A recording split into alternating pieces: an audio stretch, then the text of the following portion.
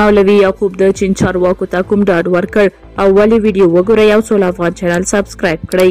د طالبانو د دفاع وزارت لخوا پر ایکس ټولنیزې شبکې خپره شوې اعلامیه کې راغلي دي چې دغه وزارت سرپرست محمد یعقوب مجاهد د چین له سفیر جاو شنګ سره په خپل دفتر کې لیدلی او د چین سفیر ته دغه هیواد د سرمایه ګذارۍ او اقتصادي پروژو د امنیت د ټینګښت په اړه ډاډ ورکړی دی. دغه اعلامیې له مخې د طالبانو د دفاع وزیر د چین او طالبانو ترمنځ ډیپلوماټیکې تجارتي او اقتصادي همکارۍ یو مثبت ګام یاد کړی دی. دغه طالب وزیر ویلي دي چې د چین لخوا په افغانستان کې د سرمایه ګذارۍ او اقتصادي پروژو ملاتړ کوي. د طالبانو د دفاع وزارت په وینا د چین سفیر په افغانستان کې سرتاسري امنیت د اقتصادي او سوداګریزو پروژو په پار یو مهم فرصت په توګه یاد کړی او ویلي دي چین د نه مداخلې له سیاستونو سره خپلو تاریخي همکاریو ته دوام ورکوي او په تجارتي اقتصادي مسایلو او نورو ورته برخو کې همکاري کوي. د طالبانو د دفاع وزارت وایي چې محمد یعقوب مجاهد او جاو شنګ د سرحدي ستونزو